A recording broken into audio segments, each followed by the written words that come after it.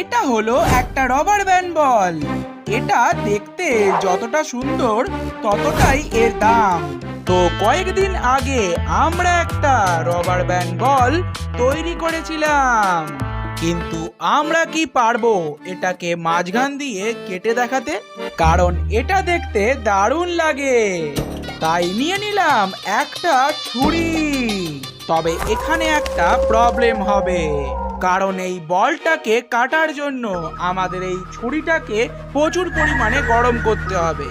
কিন্তু ব্যাপারটা হলো এটা দিয়ে কিছুতেই বলটাকে কাটা যাচ্ছিল না, তাই জন্য আমি নিয়ে নিলাম এটাকে।